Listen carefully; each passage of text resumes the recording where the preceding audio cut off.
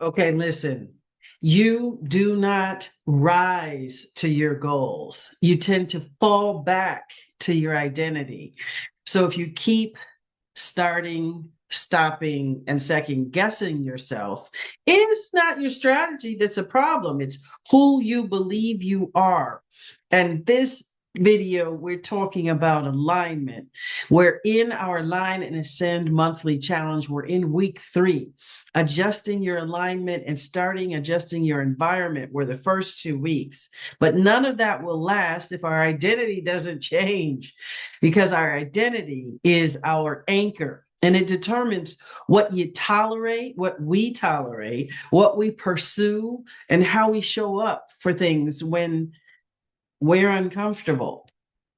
Let's keep this very simple. Our identity is the story we consistently tell ourselves about who we are. I'm someone who follows through. I'm someone who procrastinates. I'm someone who doesn't like conflict. I'm someone I need to play small. I'm someone who shows up powerfully. Whether you realize it or not, you act in alignment with that story every time. And so, one of the things we haven't noticed is the story about who we are, what we're saying to ourselves about who we are, can shift over time and we don't notice it right away. Those little thoughts and statements that, who I know myself to be, I'm accomplished, I'm powerful, I'm in command, I'm in demand. I was that way for years.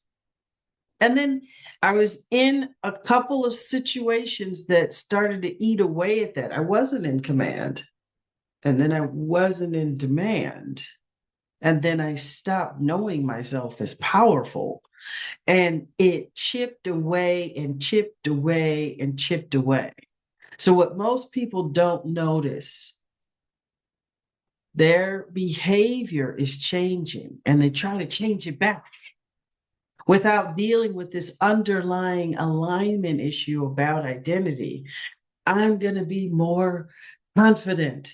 I used to be powerful. I'm going to be powerful. But if I'm not dealing with the internal story conversation that I'm saying, I'm not ready. I'm not that person anymore. I don't want to get it wrong. I don't want to be embarrassed. I don't want to be humiliated. I need to stay in my lane. If all of that's going on, you can't change a thing. So, dealing with the identity alignment piece is a critical part of who we get to be to align and ascend.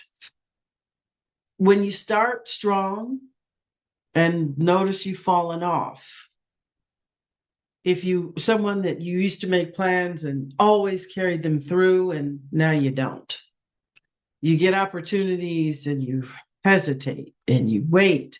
It's not because you can't, it's because your identity hasn't caught up with your intentions, or there's been an identity erosion. So the opportunity is to cause the shift and stop asking, what should I do? Start asking, who do I say I am? Who is there for me to be?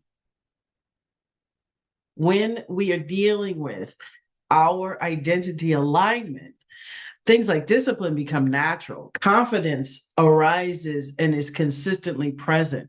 Decision speed is faster. Our who we know ourselves to be is consistent with our behavior. One of the critical issues is what we're saying and thinking isn't matching our behavior. That's the key. And if it's what I used to say I am versus what I say I am today, there's just an opportunity to do some practice work.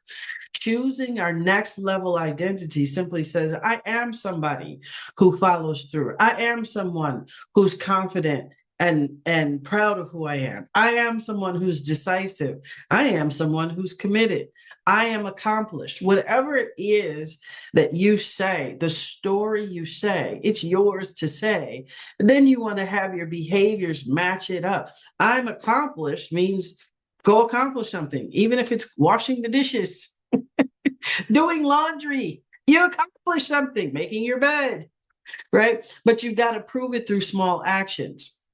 Identity is not built through affirmations, right? It's built through evidence. And our brain is always collecting the evidence for whatever story we're holding.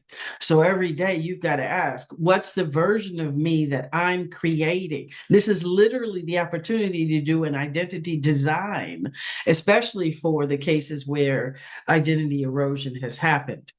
It's like shoring up, being able to create with our language. This is who I am. This is how I am. And here's the evidence. And it literally is you're creating and you're speaking. This is what's getting spoken for you to train your brain to hold a new story. You've got actions that support the words you're saying, and you want to practice saying them aloud too. I'm somebody who was, I knew myself to be small, and I felt like a victim. And I was kind of, woe is me, I've been victimized and I've been hurt and I've been disrespected and treated unfairly. And how could they do that to me? But that story kept running so long that it became something my brain believed. And all of a sudden, the identity I had as a powerful, accomplished, fierce professional was eroded into this victim chick. Okay, so but we've got to have the actions to hold the identity that we say we are. We are literally training our brain. This is who I am because I say, and here's the evidence to support that that is the truth. So you want to write down as your action step this week, write down one identity that you're stepping into and then prove it.